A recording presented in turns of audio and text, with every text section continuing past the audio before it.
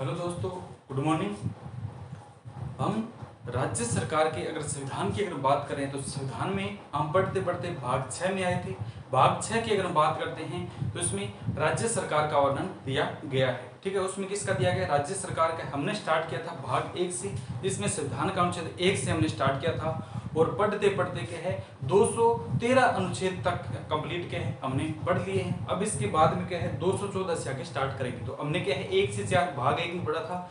1 से 4 संघ व उसका राज्य क्षेत्र है, 5 से 11 नागरिकता है, 12 से 35 मौलिक अधिकार है, 36 से 51 नीति निर्देशक तत्व है, 52 से 151 केंद्र सरकार है और 152 से 237 क्या है राज्य सरकार है। इसमें अगर हम बात करते हैं तो 152 से लेकर 213 तक अनुच्छेद हमने कंप्लीट किए थे कल तक।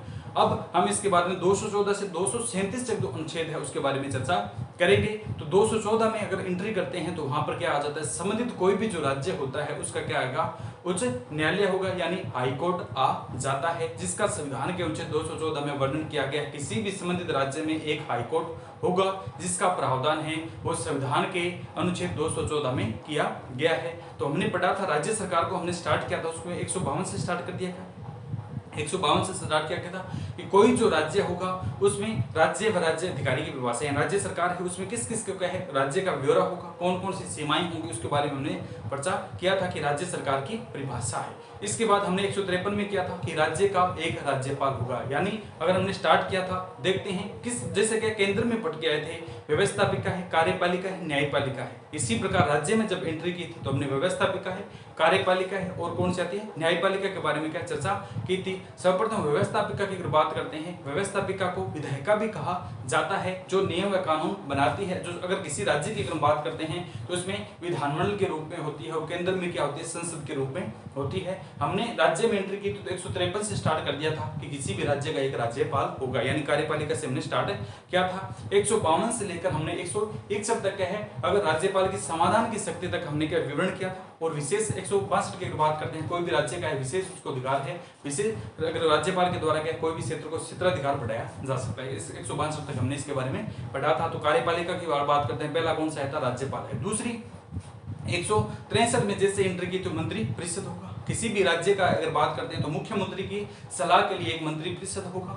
164 में क्या मुख्यमंत्री है, ठीक है, मुख्यमंत्री व उनसे संबंधित क्या प्रावधान है वो संविधान के अनुच्छेद 164 में दिया गया। 165 की अगर बात करते हैं महाअधिवक्ता होगा, एडवोकेट जनरल होगा किसी भी राज्य में। इस प्रकार हम पढ़ते पढ़ते आए थे और पढ़ते पढ़ते हमने क्या है जो राज्यपाल है, मुख्यमंत्री है, उसके मंत्रिपरिषद को कंप्लीट किया था जो संबंधित राज्य की कार्यपालिका में आते हैं। अब इसके बाद एंट्री करते हैं व्यवस्थापिका है। तो व्यवस्थापिका में जैसे आते हैं तो ऐसे में क्या आ जाता है, विधानमंडल आता है। और विधानमंडल की अगर बात करते हैं तो इसमें विधानसभा, विधान परिषद और राज्यपाल होता है। राज्यपाल हमने पहले ही कंप्लीट किया था। तो दूसरा अगर हम बात करते हैं विधानसभा है तो 168 में राज्य, किसी भी राज्य में एक विधानमंडल होगा जो विधानसभा है, विधान परिषद है। और तीसरा अगर बात करते हैं राज्यपाल से मिलकर बनता है। अगर बात करते हैं संविधान का अनुच्छेद 170 क्या कहता है, किसी भी राज्य में एक विधानसभा होगी। विधानसभा का क्या प्रावधान किया गया इसके बारे में हमने डिटेल से पढ़ा था। इसके बाद में आता है 169 और 171 है, यानी किसी भी संबंधित जो राज्य है उसमें क्या होगी, विधान परिषद होगी, जिसका संविधान के अनुच्छेद 169 में वर्णन किया गया। 169 में क्या किसी भी राज्य में क्या होगी, एक विधान परिषद होगी। इसका क्या है जो फार्मूला है वो दिया गया है। 171 क्या कहता है कि विधान परिषद में कौन कौन से सदस्य आएंगे, यानी इसकी संरचना का आधार है वो दिया गया है, ये पढ़ा था। 172 की अगर बात करते हैं, 172 और 73 है, इनकी हमने बात की थी। और 74 75 ये सारे पढ़े थे। इसके बाद 173 से लेकर हमने क्या है कल कंप्लीट किए थे 213 तक जो अनुच्छेद है, यानी अन्य अनुच्छेद ऐसे विधानसभा है, विधानसभा और विधान परिषद के अध्यक्ष है, सदस्य हैं, कार्यकाल है, नियुक्ति है, वेतन है, इनसे संबंधित सारे अनुच्छेद हमने मुख्य पढ़ लिए थे। ये पढ़ते पढ़ते हम आ गए थे। ये क्या थी, हमारी व्यवस्थापिका थी। अब इसके बाद की अगर बात करते हैं, इसके बाद में आता है 214 है जो न्यायपालिका है, यानी 214 से लेकर 231 तक अगर बात करते हैं तो कोई भी जो राज्य होगा उस राज्य संबंधित राज्य की क्या होगी, एक न्यायपालिका होगी। तो ये पढ़ते हैं, आज हम चर्चा करते हैं उच्च न्यायालय की, यानी हाई कोर्ट है। जो अगर अनुच्छेद की अगर बात करते हैं तो हाई कोर्ट के अनुच्छेद कहां से हैं, अनुच्छेद 214 से लेकर क्या है 231 तक संविधान में जो किसी भी राज्य है, कोई भी जो क्या है राज्य है उसके लिए क्या है अनुच्छेद का वर्णन किया गया। यानी 214 से लेकर 231 तक किसी भी संबंधित राज्य में उच्च न्यायालय है यानी हाई कोर्ट का प्रावधान किया गया है। तो ये अनुच्छेद हम कंप्लीट पढ़ेंगे 214 से लेकर के 214 से स्टार्ट करेंगे और 231 तक है। इनका पूरा जो विवरण है बायोडाटा है वो देखेंगे। तो स्टार्ट करते हैं। संविधान का अनुच्छेद 214 है। 214 क्या कहता है कि किसी भी कोई भी जो राज्य होगा, ठीक है, संविधान का अगर अनुच्छेद 214 की बात करते हैं तो कोई भी जो राज्य होगा यानी अनुच्छेद 214 में किसका वर्णन किया गया है? किसी भी राज्य में एक हाईकोर्ट अच्छी होगा, यानी कोई भी जो राज्य होगा संबंधित किसी प्रकार का जो राज्य है उसमें क्या होगा? एक हाई कोर्ट होगा यानी उच्च न्यायालय होगा। यानी उच्च न्यायालय का जो प्रावधान है, सीधा सा पूछा जाता है कि किसी भी राज्य में उच्च न्यायालय का प्रावधान संविधान के अनुच्छेद कौन से में वर्णन किया गया है? तो संविधान का अनुच्छेद 214 क्या कहता है? किसी भी राज्य में एक हाई कोर्ट होगा। किसी भी राज्य में क्या है? एक हाई कोर्ट है, उसका प्रावधान किया गया है। तो इसके बाद चलते हैं अनुच्छेद 215 है। अनुच्छेद 215 की अगर बात करते हैं तो जो ये हाई कोर्ट होगा, यह अपीलीय न्यायालय के रूप में क्या कार्य करता है? अपना जो कार्य है वो किसके रूप में करता है? हाई कोर्ट जो होगा अभी अपना जो काम है वो अपीलीय या अभिलेख न्यायालय के रूप में करता है। तो इसमें लिखेंगे कि जो राज्य में हाई कोर्ट होगा वह अपना काम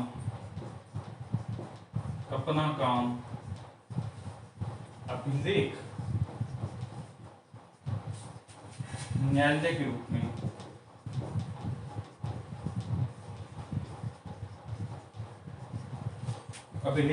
रूप में करेगा।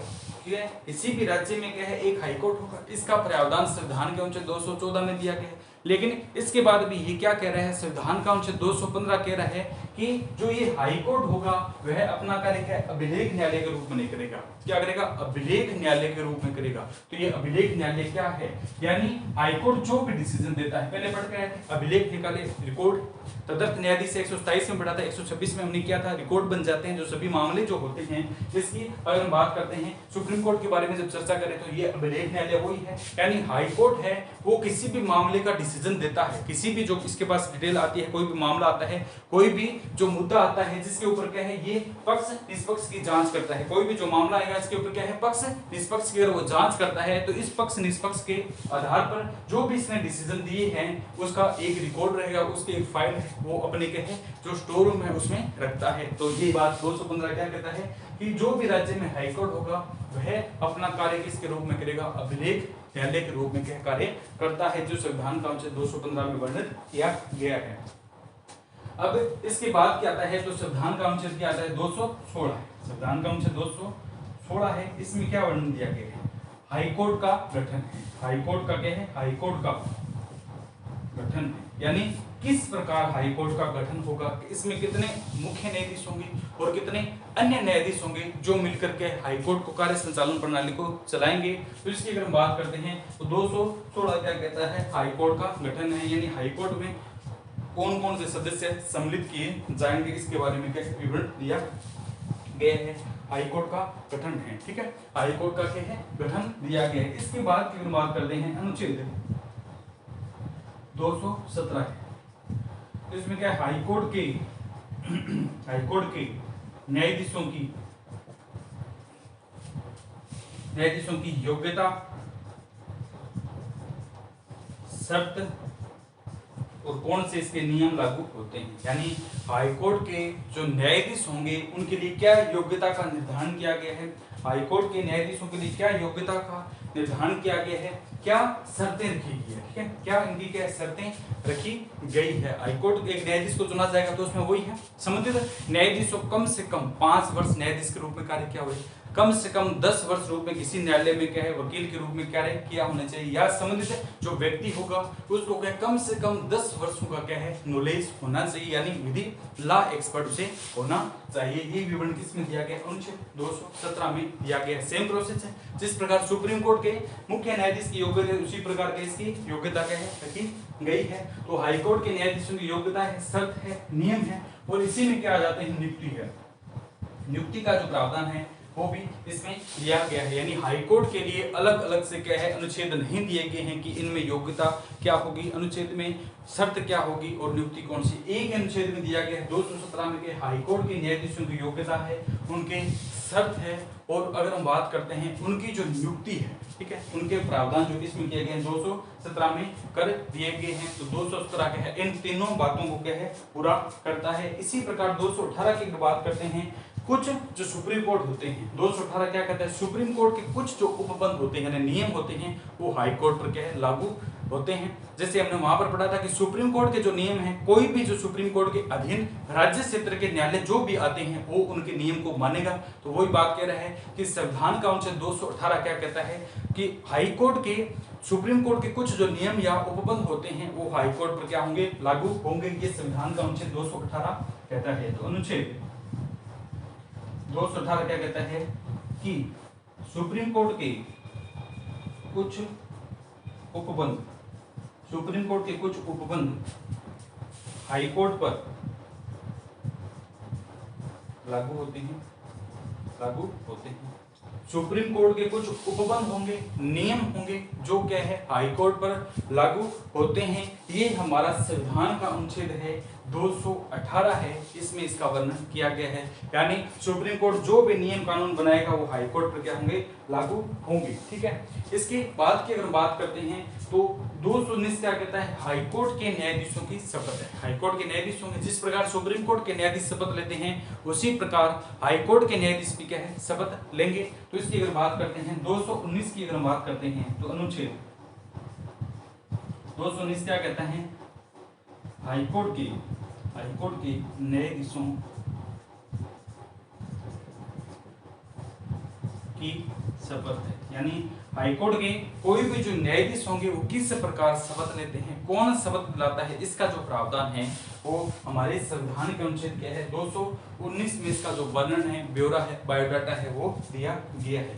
और संविधान का अनुच्छेद 220 की अगर बात करते हैं तो सेवानिवृत्त अगर कोई क्या न्यायाधीश हो जाता है, कोई भी क्या है सेवानिवृत्त न्यायाधीश हो जाता है तो वह किसी भी न्यायालय की अगर बात करते हैं, सेवानिवृत्त न्यायाधीश है, कोई भी न्यायाधीश है, हाईकोर्ट का सेवानिवृत्त न्यायाधीश है, अगर वो अपनी रिटायरमेंट हो जाता है, अपने पद से क्या है सेवानिवृत्त हो जाता है, त्याग कर देता है, तो उसके बाद की अगर बात करते हैं वकालत, उसके बाद जो होता है वह वकालत नहीं करेगा। तो कौन सा दिया गया है 220 की अगर बात करते हैं, अनुच्छेद 220 है, इसमें क्या लिखा गया है कि हाईकोर्ट के हाईकोर्ट के सेवानिवृत्त न्यायाधीश, हाईकोर्ट के सेवानिवृत्त न्यायाधीश वकालत, हाईकोर्ट के सेवानिवृत्त न्यायाधीश क्या है, किसी भी न्यायालय में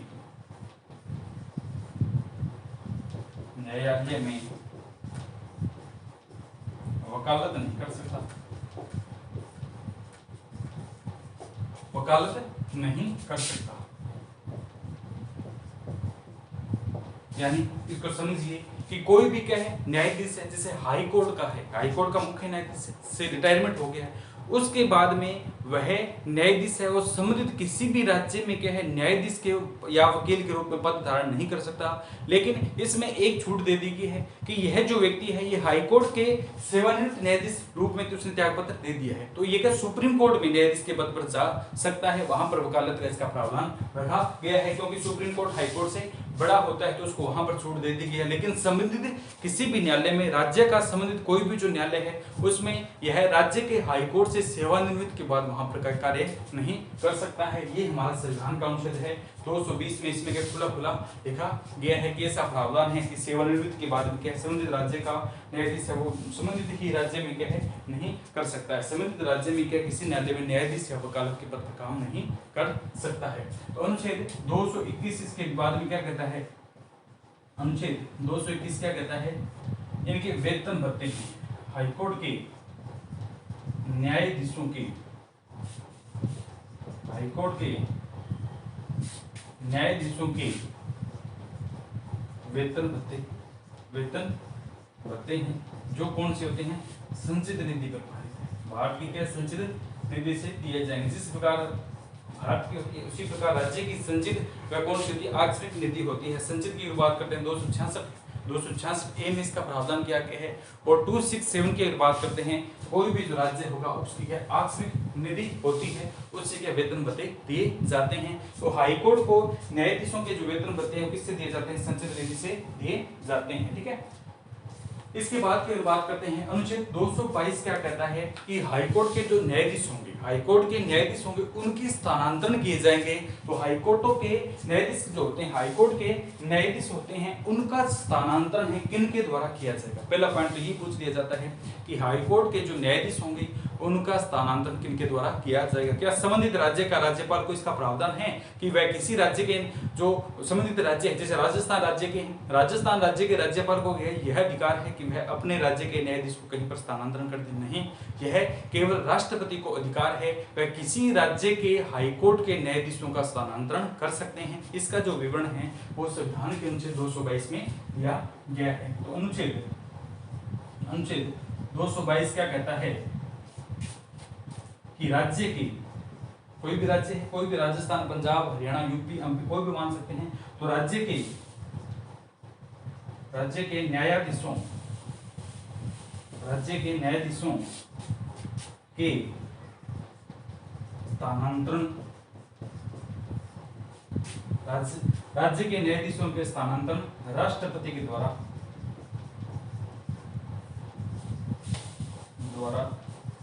किए जाएंगे।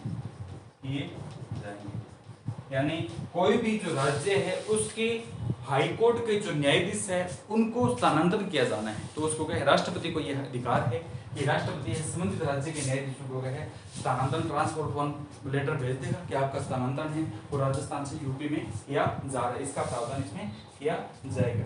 ठीक है, अब क्या है अनुच्छेद 223 क्या कहता है कि अगर अनुच्छेद 223 क्या कहता है कि अगर जो हाईकोर्ट का न्यायाधीश है, ठीक है, अनुच्छेद 223 क्या कहता है, हाईकोर्ट का मुख्य न्यायाधीश अनुपस्थित हो, ठीक है, हाईकोर्ट का मुख्य न्यायाधीश क्या अनुपस्थित हो, तो ऐसे में क्या है राष्ट्रपति के द्वारा क्या है, ऐसे में राष्ट्रपति के द्वारा अन्य न्यायाधीशों में से के एक मुख्य न्यायाधीश को क्या है पद पर नियुक्त कर सकता है। किसी कारण से किसी राज्य का जो क्या है मुख्य न्यायाधीश पद पर न हो, अनुपस्थित हो, तो ऐसे में राष्ट्रपति के द्वारा संबंधित राज्य के अन्य न्यायाधीश जो होते हैं उनमें से एक व्यक्ति को क्या करते हैं मुख्य न्यायाधीश के रूप में क्या नियुक्त किया जा सकता है।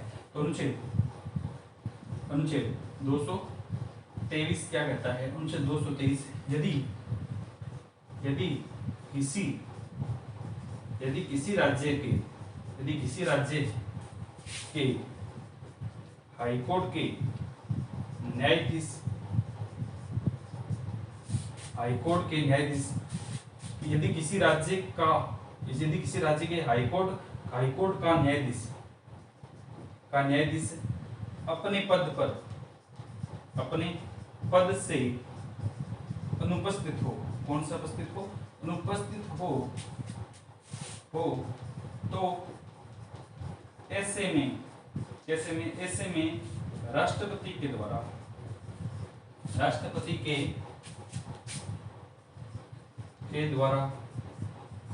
अन्य न्यायाधीशों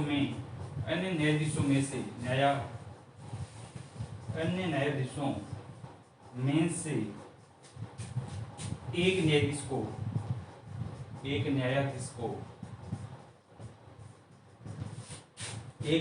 को मुख्य न्यायाधीश के रूप में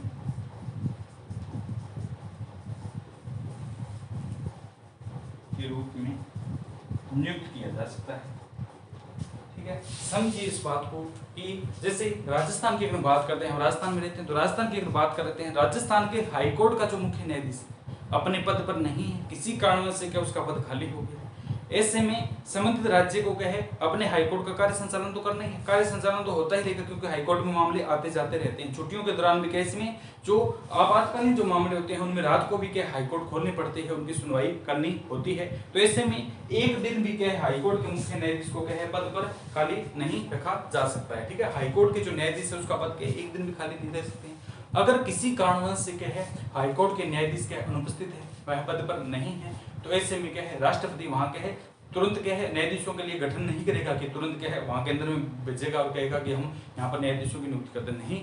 जो उनमें के अन्य न्यायाधीश, जैसे राजस्थान की अगर बात करते हैं तो राजस्थान में 50 से एक न्यायाधीश का व्यवहार चलता है, 50 अन्य है, एक मुख्य न्यायाधीश है। अगर बात करते हैं मुख्यतम रूप से 34 न्यायाधीशों का प्रावधान है, बाकी अन्य को जोड़ मिलाकर के कितने हैं 50 प्लस एक न्यायाधीशों का राजस्थान के लिए बेस्ट डिटेल तैयार किया हुआ है। अगर एक जो मुख्य न्यायाधीश है वो पद पर नहीं है तो इन 50 न्यायाधीशों में क्या राष्ट्रपति के द्वारा एक न्यायाधीश को क्या है इसके पद पर नियुक्ति दे सकता है कि आप इसके पद को क्या है संभालें, जब तक क्या मुख्य न्यायाधीश को बना नहीं दिया जाता है। तो ये क्या है हमारा संविधान का अनुच्छेद 223 है, इसमें इसके लिए क्या वर्णन किया गया है कि 223 क्या कहता है कि सुप्रीम कोर्ट जो यानी राष्ट्रपति है, राष्ट्रपति के द्वारा किसी भी न्यायालय में क्या है वो न्यायाधीश को मुख्य न्यायाधीश के रूप में अन्य कोई भी जो अन्य न्यायाधीश है उसमें क्या है न्यायाधीश के रूप में क्या है नियुक्त किया जा सकता है। 224 की बात करते हैं,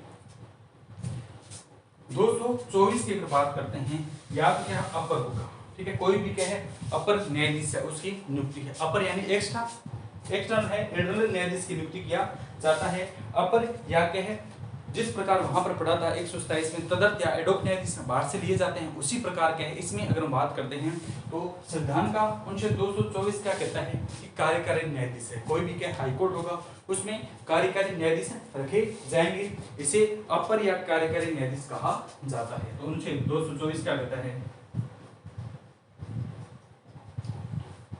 अपर या कार्यकारी न्यायाधीश, ठीक है, वहां पर पढ़ा था 127 कहता है एड हो गया तदर्थ न्यायाधीश किसी कारणवश से क्या है सुप्रीम कोर्ट पर कोई भी क्या है कोई भी मामलों से लेकर के सुनवाई नहीं हो पा रही है, कंप्लीट नहीं हो पा रही है, तो ऐसे में क्या है संबंधित जो है उसके लिए क्या एडोक या अदालत न्यायाधीश की नियुक्ति की जा सकती है। इसी प्रकार हाई कोर्ट में क्या है कार्यकारी न्यायाधीश की क्या है नियुक्ति कर सकते हैं, इसी नियुक्ति की जाती है। इसकी अगर बात करते हैं 224 में अपर या कार्यकारी न्यायाधीश की नियुक्ति, इसमें नियुक्ति लिख सकते हैं। अपर या कार्यकारी न्यायाधीश की नियुक्ति का जो प्रावधान है वो हमारा संविधान का अनुच्छेद है 224 में इसमें क्या डिटेल दिया गया है, ठीक है, 224 में इसके बारे में डिटेल दी गई है। अनुच्छेद 225 की अगर बात करते हैं 225 है हाईकोर्ट के क्षेत्राधिकार है, किसके क्षेत्राधिकार है हाईकोर्ट के है, यानी उच्च जो न्यायालय होगा उसके कौन कौन से अधिकार है, कौन से क्षेत्राधिकार है, अपीलीय है, रिट जारी करने का है, समाधान का किस प्रकार के क्षेत्राधिकार है उसका जो विवरण है 225 में दिया गया है, ठीक है। और 226 की अगर बात करते हैं तो हाईकोर्ट के द्वारा मूल अधिकारों के संरक्षण के लिए रिट जारी कर सकते हैं। तो 226 की अगर बात करते हैं रिट जारी करने का प्रावधान है, यानी हाईकोर्ट के द्वारा मूल अधिकारों के संरक्षण के लिए क्या है रिट जारी करने का प्रावधान है 226 है। 226 क्या कहता है हाईकोर्ट के द्वारा मूल अधिकारों के कौन से अधिकारों के मूल अधिकारों के हमने पढ़ा था बागदी ने मूल अधिकार पढ़े थे 12 से 35 ने मूल अधिकारों का वर्णन किया था। तो हाईकोर्ट के द्वारा मूल अधिकारों के संरक्षण के लिए रिट जारी करने का प्रावधान है, रिट जारी करने का प्रावधान है। वहां पर पढ़ा था संविधान का अनुच्छेद 32 क्या कहता है सुप्रीम कोर्ट को रिट जारी करने का प्रावधान दिया गया है, ठीक है, सुप्रीम कोर्ट को है। लेकिन हाई कोर्ट में जैसे चर्चा करते हैं हम 13 और 226 है हाई कोर्ट के क्षेत्राधिकार के मामले सुप्रीम कोर्ट से ज्यादा रखे गए हैं। उसमें क्या तो उत्प्रेक्षण था, हेबियस कॉर्पस था, साइटोइड था, मैंडेमस था, को वारंट होता, ये हमने पढ़े थे।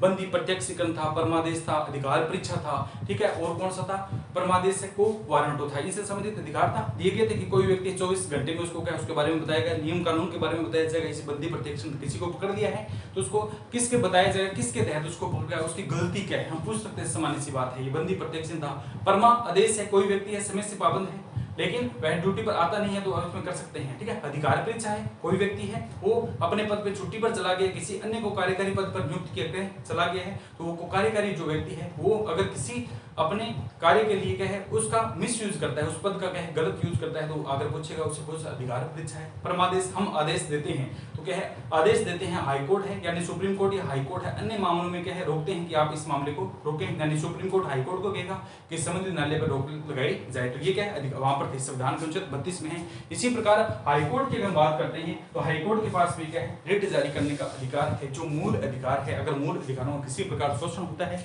जो हमने 12 से 35 तक पढ़े थे मूल अधिकार, इनका अगर किसी कारण से शोषण होता है तो इसमें हम हाईकोर्ट में जाएंगे और क्या है रेट लगा देंगे कि हमें क्या है इस अधिकार का हमें क्या है सही से क्या है हमारा हम इसका उपयोग नहीं कर पा रहे हैं, हमारे ऊपर क्या है इसको लेकर क्या है दबाव बनाया जा रहा है। तो ये कौन से में दिया गया संविधान का अनुच्छेद 226 में दिया गया है। तो हमने 214 से लेकर के 226 से यहाँ तक वर्णन की है। इसके बाद में क्या है और इसके आगे बढ़ेंगे और फिर हाईकोर्ट को स्टार्ट करेंगे। थोड़ा सा बेसिक दिमाग में ढांचा आ जाए कि हाईकोर्ट उच्च न्यायालय में क्या ये चीजें हैं, इसलिए थोड़ा सा बता रहा हूँ। नहीं तो सीधा 214 से 231 तक अनुच्छेद कंप्लीट की, मात्र थोड़े से अनुच्छेद है उनको पढ़ने के साथ क्या अपना जो हाईकोर्ट है वो कंप्लीट हो जाएगा। लेकिन थोड़ा सा बेसिक है, अपना जो दिमाग है वो खुलेगा, यानी हाँ ये चीजें थी।